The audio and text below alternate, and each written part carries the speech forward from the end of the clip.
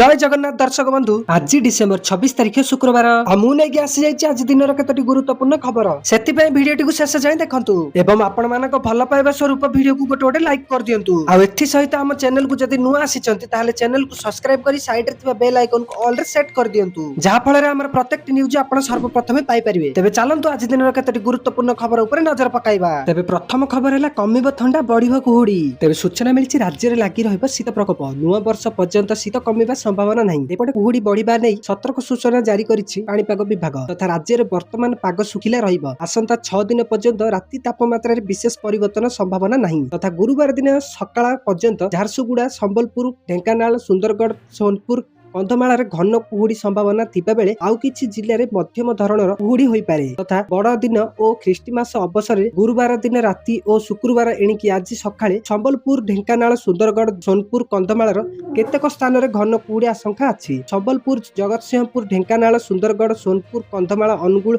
मयूरभंज केन्दुझर भद्रक बौद्ध बालेश्वर और केन्द्रापड़ा रे केतेक स्थान रे मध्यम धरणर कुहुड़ी होई पारे। परवर्ती खबर एबे महिला मानकु मासकु मिलिबो 7000 टंका। तेबे सूचना मिलिछि महिला मानकु सशक्त करिबा एवं आर्थिक भाबरे सशक्त करिबा पई सारा देश रे अनेक योजना कार्यकारी करा जायछि तथा सेमानकु 1000 रु 2500 टंका पर्यंत प्रदान करा जाय। एथि मध्यरु गोटिए हेउछि एलआईसी बीमा साखी योजना जहा अधीन रे महिला मानकु प्रति मास रे 7000 टंका पर्यंत प्रदान करा जाय तथा भारतीय जीवन बीमा निगम अर्थात एलआईसी एही योजना अधीन रे महिला मानकु महिला एजेंट हेबार सुजोग प्रदान करूछि। एही योजना अधीन रे महिला मानकु वृत्तिगत तालीम एवं 3 वर्ष पई मासिक भत्ता प्रदान करा जाय। एही योजनार उद्देश्य हेउछि कर्म क्षेत्र रे महिला मानकर अवदान वृद्धि करिबा एवं सेमानकर आर्थिक स्थिति को सुदृढ़ करिबा। परवर्ती खबर नुआ वर्ष रु लागू हेबो अष्टम वेतन कमिशन। तेबे सूचना मिलिछि अष्टम वेतन कमिशन को नै बड़ अपडेट आसीछि। केंद्र सरकार देशर लक्ष लक्ष सरकारी कर्मचारी एवं पेंशन भोगी को बड़ उपहार दैछथि। आसंता डिसेंबर 31 तारिख रे शेष हेबाकु जाउछि सप्तम वेतन कमिशन। आ अष्टम वेतन कमिशन घोषणा हेबा परे केंद्रीय कर्मचारी एवं पेंशन भोगी को दरमा वृद्धि पाइबो। एथि पई प्रस्तुति आरंभ करि सारिछथि केंद्र सरकार। एनै संसद रे मध्य तथ्य रखि सारिछथि केंद्र नरेंद्र मोदी सरकार। सरकारी सूचना अनुसार न्यायमूर्ति रंजना देसाई को अष्टम वेतन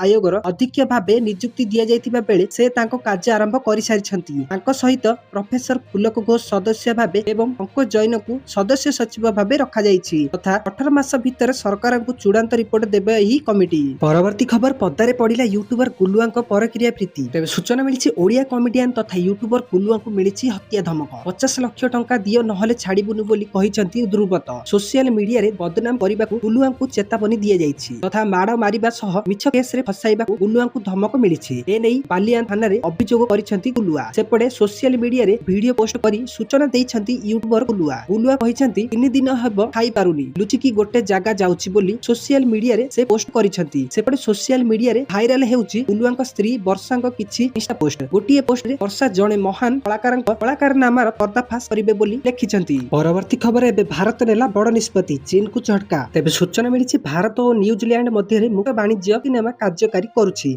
एही चुक्ति अनुसार भारत बेजिंग उपरे आग भली आउ निर्भर करि न पारे अर्थात भारत उपरे चीन रो दादागिरी आउ बेसी दिन जाए चलिबो नाही। एही समय रे एक अर्थनैतिक गवेषणा प्रतिष्ठान ग्लोबल ट्रेड रिसर्च इनिशिएटिव अर्थात जीटीआरआई रो एक गुरुत्वपूर्ण रिपोर्ट रे उल्लेख करा जायछि जे भारत पाखरे चीन विषय रे चिंता उठाइबा एवं एहार विश्व प्रभाव को चैलेंज करिबा पई एक गुरुत्वपूर्ण सुजोग अछि। विशेष करी न्यूजीलैंड भली बाजार रे रिपोर्ट अनुसार 2024 और 25 रे न्यूजीलैंड चीन ठारू 10 बिलियन अमेरिकीय डॉलर रु अधिक मूल्यर सामग्री आमदानी करिबो जेतेबेले भारत केवल 711 नियुत अमेरिकीय डॉलर मूल्य सामग्री क्रय करिबो जेतेबेले न्यूजीलैंड रो मोट आमदानी प्राय 50 बिलियन अमेरिकीय डॉलर हेबो। परवर्ती खबर आसंता जनवरी 1 तारिख रु परिवर्तन हेबो किछि नियम। तेबे सूचना मिलिछि नूतन वर्ष केवल कैलेंडर परिवर्तन नुहे बरं एहा आम दैनंदिन जीवन सहित जड़ित अनेक नियम रे परिवर्तन आनी थाए। डिसेंबर मास शेष हेबाकू जाउछि एवं 2026 आरंभ सहित देश रे बैंकिंग टिकस राशन कार्ड कृषक योजना गैस मूल्य डिजिटल पेमेंट सरकारी कर्मचारी दरमा एवं अन्यान्य अनेक सेवा सहित जड़ित नूतन नियम लागू होई पारे। एही परिवर्तन गुड़िक साधारणतः लोकों पकेट सुविधा एवं भविष्य योजना उपरे सीधासलख प्रभाव पकाइब। चाषी श्रमिक वृद्ध पेंशनभोगी किंबा मतभित्त परिवार हेउ। जनवरी 1 2026 रु कौन परिवर्तन हेब ତାହା ଜାଣିବା ସମସ୍ତଙ୍କ ପାଇଁ ଗୁରୁତ୍ୱପୂର୍ଣ୍ଣ, ଯାହାଦ୍ୱାରା ସମୟ ମଧ୍ୟରେ ଉପଯୁକ୍ତ ପଦକ୍ଷେପ ନିଆଯାଇପାରିବ। ତେଣୁ ଆସନ୍ତୁ ନୂତନ ବର୍ଷରେ ଘଟିବାକୁ ଯାଉଥିବା ପ୍ରମୁଖ ପରିବର୍ତ୍ତନଗୁଡ଼ିକୁ ଅନୁସନ୍ଧାନ କରିବା ଏବଂ ସେଗୁଡ଼ିକ ଆପଣଙ୍କୁ କିପରି ଲାଭ କିମ୍ବା ପ୍ରଭାବ ପକାଇବ ତାହା ଅନୁସନ୍ଧାନ କରିବା। ତଥା ଏହି ନିୟମଗୁଡ଼ିକ ଜାନୁଆରୀ 1, 2026ରୁ ପରିବର୍ତ୍ତନ ହେବାକୁ ଯାଉଛି। ତଥା ନିୟମଗୁଡ଼ିକ ହେଲା ନୂତନ ରାସନ କାର୍ଡ଼ ନିୟମ, ଚାଷୀଙ୍କ ପାଇଁ ପ୍ରମୁଖ ପରିବର୍ତ୍ତନ ତଥା ବ୍ୟାଙ୍କିଂ ଏବଂ ଟିକସ ନିୟମ, ସରକାରୀ ସ୍କୁଲରେ ଡିଜିଟାଲ ଉପସ୍ଥାପନ, ସୋସିଆଲ ମିଡ଼ିଆ ନିୟମ, ଏଲ୍‌ପିଜି ଗ୍ୟାସ୍ ସିଲିଣ୍ଡର ମୂଲ୍ୟ, ଅଷ୍ଟମ ବେତନ କମିଶନ, ସିଏନ୍‌ଜି ଏବଂ ପିଏନ୍‌ଜିର ମୂଲ୍ୟ ହ୍ରାସ ପାଇବ, ସ୍ଥାବର ସମ୍ପତ୍ତି ନିବେଶ ସହଜ ହେବ, ପ୍ୟାନ୍ କାର୍ଡ଼ ଆଧାର ଲିଙ୍କ କରିବା ଆବଶ୍ୟକ ହେବ। ପରବର୍ତ୍ତୀ ଖବର, ନୂଆ ନେତୃତ୍ୱ ଆସିଲେ ବିଜେଡି ଭାଗ ହେବ। ତେବେ ସୂଚନା ମିଳିଛି 2025 ବିଜେଡି ପାଇଁ ଅଶୁଭ ଥିଲା। ନବୀନ ବାବୁଙ୍କୁ ଛାଡ଼ିଦେଲେ ବିଜେଡିର ଭବିଷ୍ୟତ ହିଁ ନାହିଁ। ନୂଆ ନେତୃତ୍ୱ ଆସିଲେ ବିଜେଡି ଭାଗ ହେବ। ପ୍ରତିଷ୍ଠା ଦିବସ ପୂର୍ବରୁ ବରିଷ୍ଠ ବିଜେଡି ନେତା ଭୂପିନ୍ଦର ସିଂହଙ୍କ ବଡ଼ ବୟାନ। ବିଜେଡି ନେତାଙ୍କ ମେଳିକୁ ନେଇ କହିଦେଲେ ବଡ଼ କଥା। ସେ କହିଛନ୍ତି ଯେ ବରିଷ୍ଠମାନେ ଯାହା ଭାବି ବସୁଥିଲେ କନିଷ୍ଠମାନେ ବି ସେହି ଚିନ୍ତାରେ ଏକାଠି ବସିଥିଲେ। ନବୀନ ବାବୁ ନେତୃତ୍ୱ ନେବା ବା ନ ନେବା ନାହିଁ ସେଥିପାଇଁ ଦ୍ୱନ୍ଦ୍ୱ ଥିଲା। ଏବେ କିନ୍ତୁ ସେ ଦ୍ୱନ୍ଦ୍ୱ ନାହିଁ। ଦଳର ସଭାପତି ସ୍ପଷ୍ଟ କରିସାରିଛନ୍ତି ଯେ ସେ ହିଁ ଦାୟିତ୍ୱରେ ରହିବେ। କିଛି ନୂଆ ଲୋକଙ୍କୁ ଅଣାଗଲେ ବିଜେଡି ଭାଗ ହୋଇଯିବ। ଦଳର ସଭାପତି ଜାଣି ସାରିଛନ୍ତି ଯାହାକୁ ଆଣିବାକୁ ପ୍ରୟାସ ହେଉଛି ତାଙ୍କ ପାଇଁ ଦଳର ବଡ଼ କ୍ଷତି ହେଉଛି। ଦଳରେ ସମସ୍ତେ ଆସିପାରିବେ କିନ୍ତୁ ଯିଏ ଆସିବେ ସେ ପ୍ରଥମେ କାମ କରିବେ।